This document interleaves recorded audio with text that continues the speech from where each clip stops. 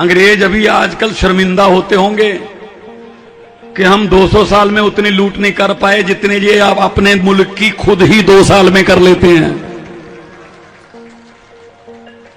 कोई बैंक लूट के भाग गया, कोई देश की प्रॉपर्टी बाहर ले गया, किसी का लोन माफ कर दिया, गरीबों पर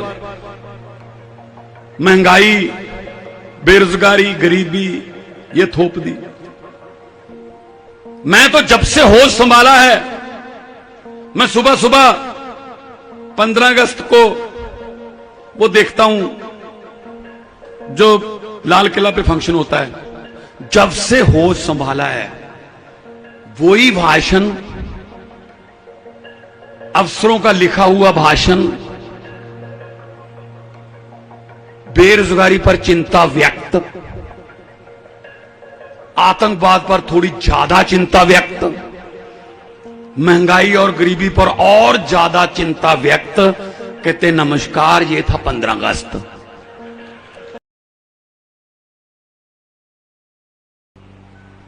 अभी मैं आ रहा था तो मुझे एक बड़ी हैरानीजनक बात पता चली। जो प्रोटोकॉल है उसमें पुलिस खड़ी थी, कुछ पुलिस नहीं थी, हाथ में डंडे थे, लेकिन वो सिविल वर्दी में थे।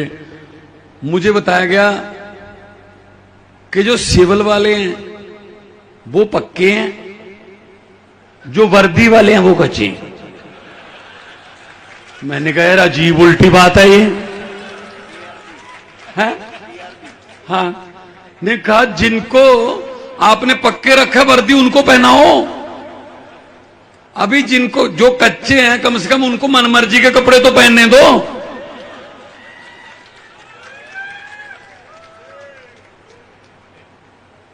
यही बीमारी पंजाब में भी थी, वही यहां गुजरात में है। ठेकेदार नेताओं के बहुत करीब होते हैं जो आउटसोर्सिंग करते हैं, और उसके बाद कॉन्ट्रैक्ट साइन करवाते हैं।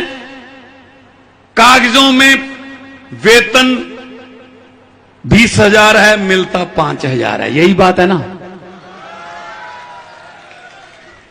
ये पंजाब में भी था,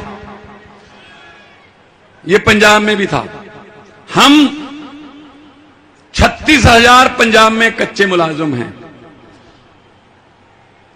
हम धीरे धीरे आउटसोर्सिंग बंद कर रहे हैं। टीचर डे वाले दिन 5 सितंबर को हमने 8400 से ज्यादा कच्चे टीचरों को सरकारी नौकरी पक्की दी हमने। अगर हमारा टीचर, जिसको नेशन बिल्डर बोलते हैं, कौम का निर्माता बोलते हैं, अगर वो ही निश्चिंत नहीं है, उसको अपने फ्यूचर की चिंता है, वो हमारे बच्चों का फ्यूचर क्या बनाएगा जी?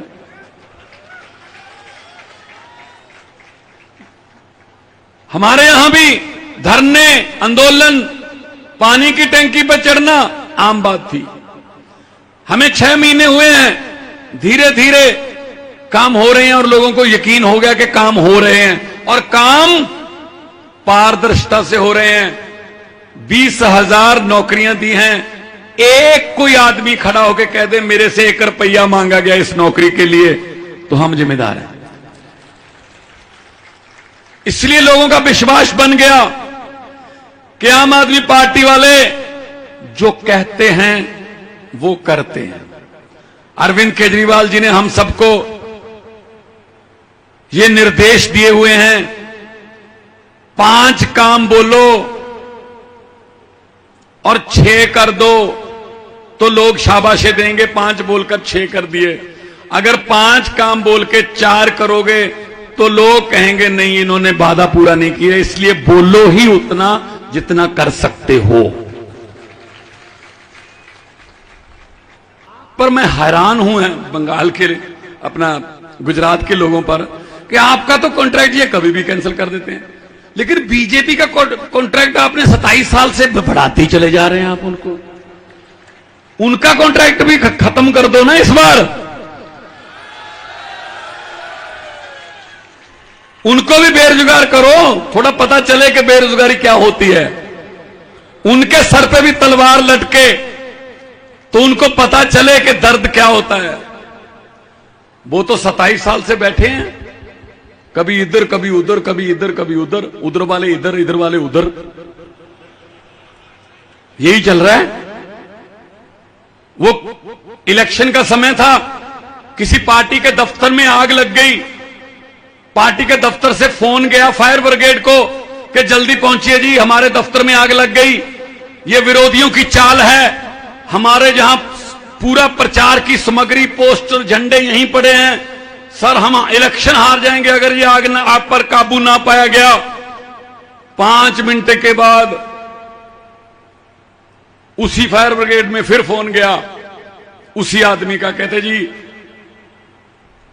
आने की जरूरत नहीं है, कोई आग बुझाऊ गाड़ी आने की यहां लाने की जरूरत नहीं है। तो उन्होंने पूछा क्या आग पर काबू पा लिया गया है? कहता आग पर काबू नहीं पा लिया, मैंने ही पार्टी बदल ली है, अब वो विरोधी पार्टी का दफ्तर है, जलने दो।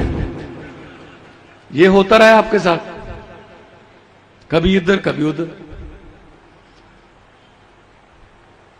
अगर ये ऐसा कर सकते हैं नेता लोग, कभी उधर बदल गए कभी इधर बदल गए, तो तुम एक जगह पे क्यों खड़े हो? तुम भी इस बार झाड़ू उठा लो, बदल जाओ।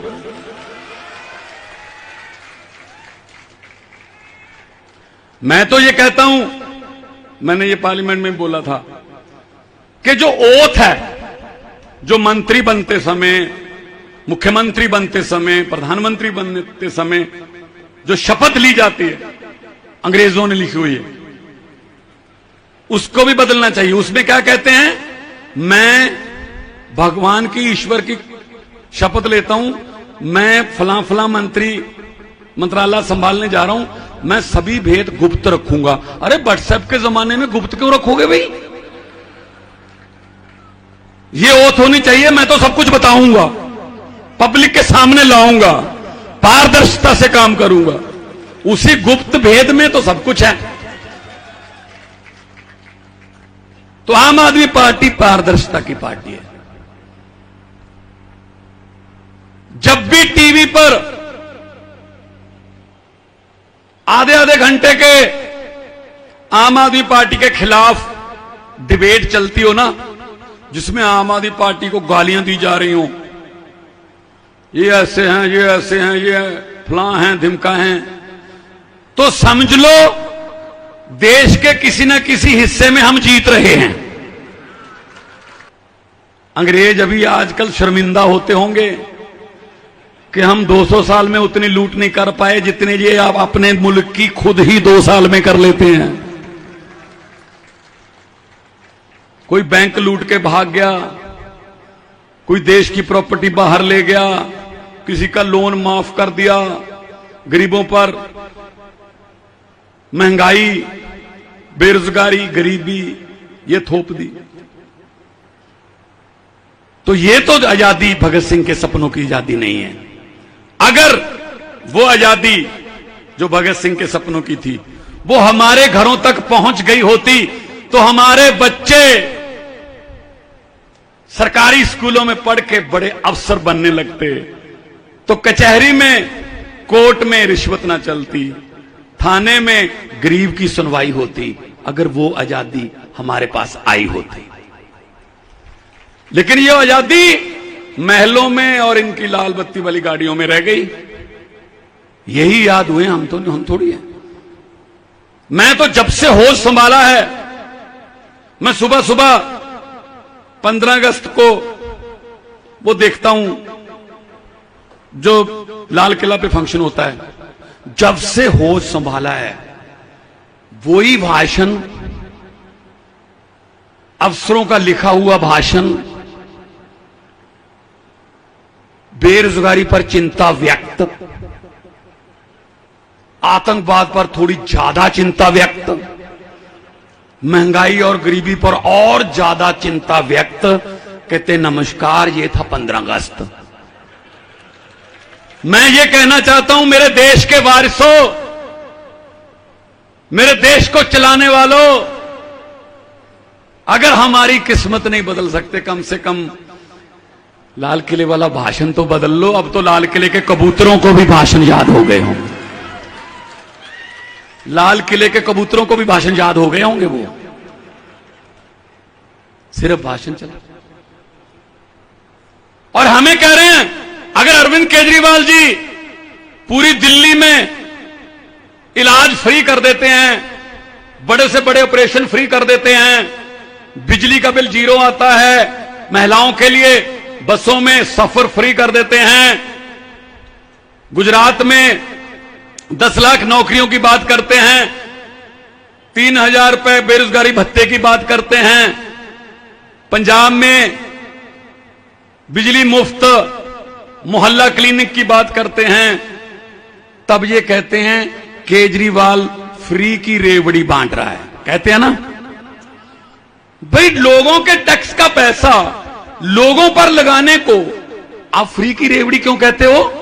जो कनाडा, अमेरिका और डेवलप कंट्री हैं वो भी देते हैं अपने नागरिकों को पैसे, वहां इसको सोशल सिक्योरिटी बोलते हैं। अच्छा, बिजली पैसे बचा के जो पुल बनना था 350 करोड़ में, उसको 200 करोड़ में बना के नई टेक्निक से 150 करोड़ बचा के लोगों की बिजली फ्री कर दी, इलाज फ्री कर दिया। ये फ्री की रेवड़ी थोड़ी है। अगर ये फ्री की रेवड़ी है तो मोदी साहब मुझे ये बता दीजिए, हर व्यक्ति के खाते में 15 लाख आने वाला पापड़ किसने बेचा था?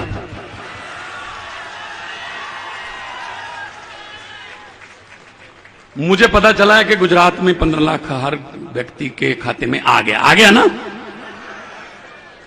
अरे गोपाल भाई, तो आप तो कह रहे थे आ गया है,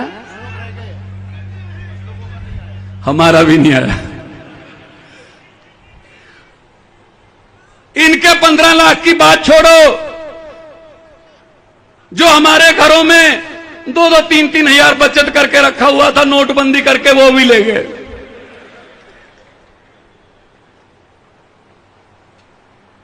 ये इनकी हालत है। बैंक बेच दिए, जहाज बेच दिए, रेलवे स्टेशन बेच दिए, कुछ नहीं भी, रेलवे स्टेशन बेच दिए, LIC बेच दी, बड़ी बड़ी सरकारी कंपनियां बेच दी, सब कुछ बेचा है, सिर्फ एक चीज खरीदी है, मीडिया।